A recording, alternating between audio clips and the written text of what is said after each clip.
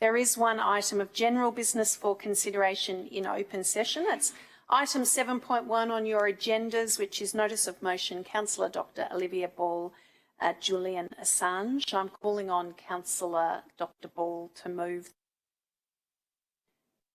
Thank you. Thank you very much, Mayor. Move it? Yes. And then I'm going to ask for Councillor Hakim to second it. Yes, and back to you, Councillor Dr. Ball. Thank you. I was waiting for that and then I thought, sorry, I misunderstood. Thank you. And I would like to thank Dr. Jackie Watts for the forerunner she proposed to this motion, which FMC passed in 2020 in support of Julian Assange, and also thank Councillor Nick Rees for seconding it, and due to his unintended absence this evening, I'd like to thank Councillor Hakim for stepping in. Also to thank Chris Thrum for his advocacy on this issue. But to expand on the motion such as is already written, this Sunday is Julian Assange's birthday, and it will be the 4th birthday he spends in Belmarsh maximum security prison. He has published the truth, and no one claims otherwise. He has a profound commitment to the proposition that good government and democracy itself should be based on truth and the public knowing the truth. He co-founded Wikileaks here in Melbourne, where he went to high school and university.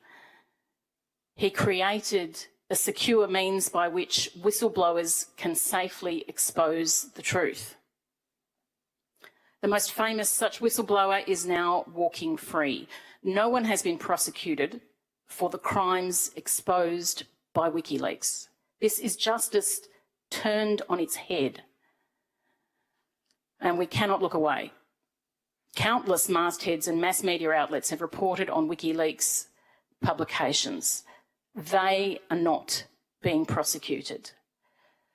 But whistleblowers and journalists everywhere are cowed by this harsh treatment of Julian Assange.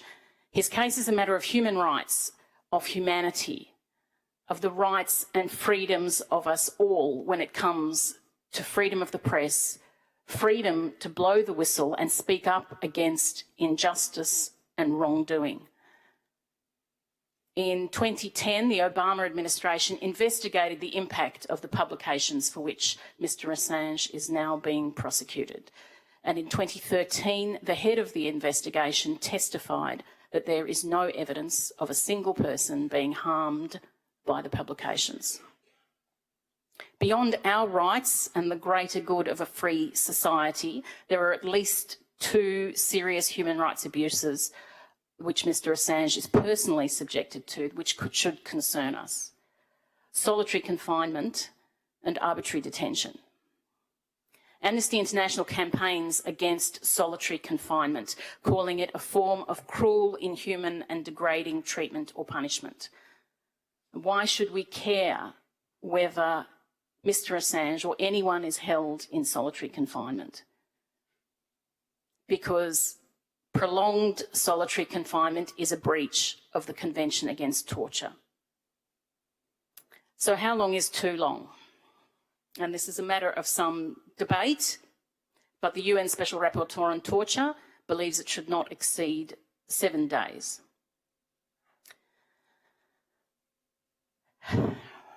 If extradited to the United States, Mr Assange faces a lifetime in solitary confinement. We cannot imagine what solitary confinement is like. But a US journalist, some of you may remember, Terry Anderson, was in 1985 captured reporting from Beirut and held hostage for nearly 7 years. And he wrote of this experience in his memoir, of the impact of just his first month in isolation. He wrote, "The mind is blank. Jesus, I always thought I was smart. Where are all the things I learned? The books I read, the poems I memorised? There is nothing there, just a formless, grey, black misery.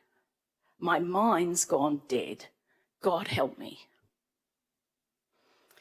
Comparing it with time he spent imprisoned with other hostages, Terry Anderson concluded that I would rather have had the worst companion than no companion at all. The UN Special Rapporteur on Torture has concluded that Mr Assange is currently being subjected to psychological torture. And a British judge has ruled against his extradition on the grounds of mental harm. Detention is arbitrary in a number of conditions. Those of which apply here include if people are detained without regard for its effect on their physical and mental health, which I think is beyond dispute.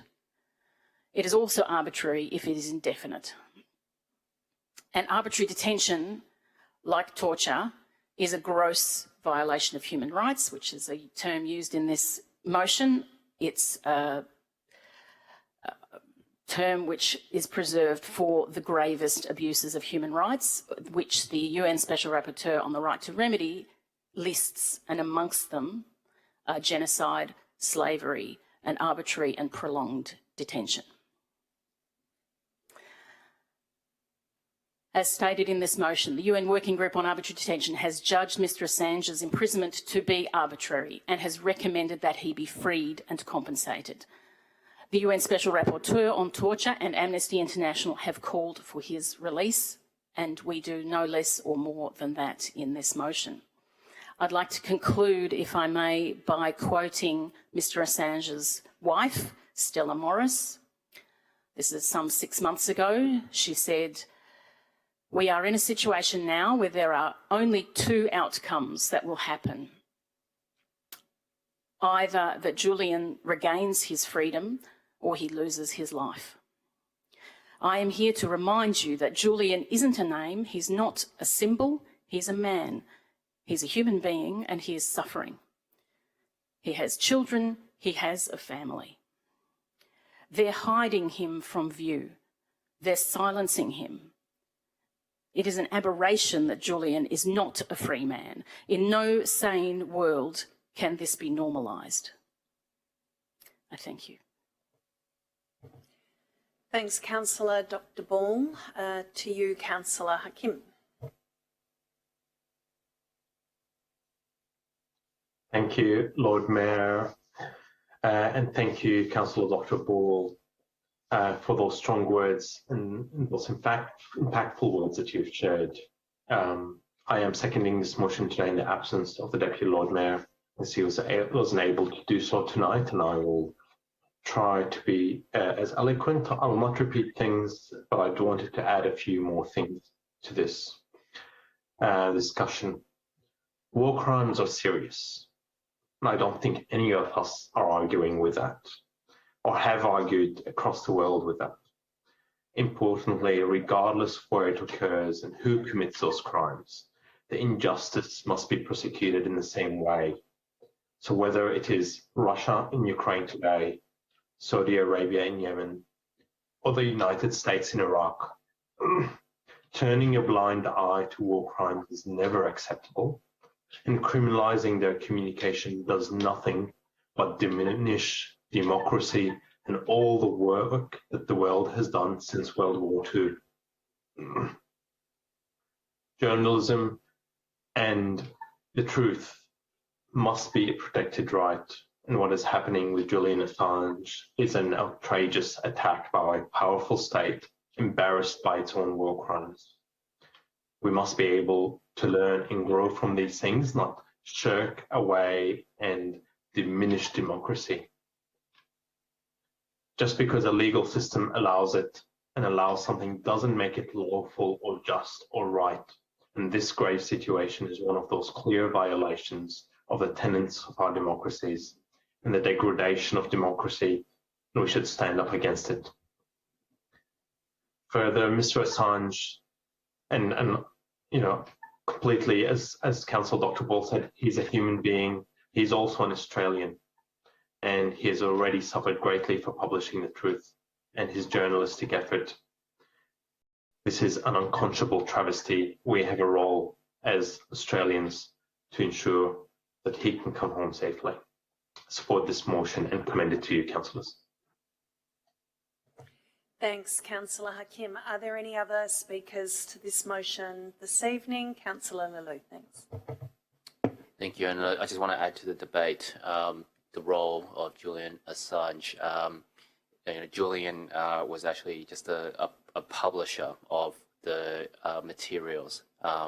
Chelsea Manning was actually the person who leaked it, and President Obama actually pardoned her for her role in it. And I hope that, first and foremost, he is an Australian, and he has spent time in the city of Melbourne. I will be supporting it because there are some things that we do need to take, regardless of what is being said and done. And I think and I hope the Australian government will be doing everything we can to bring Australian citizens home in this particular time, especially given the role and also the pardon that is being given to others in these particular matters. So I will be supporting this. Thanks, Councillor Lelou. Any other speakers to this motion? Then I'm going to put the motion to the vote. All those in favour, please raise your hands. It's unanimous, so we declare that motion carried. Thank you. Well, this concludes item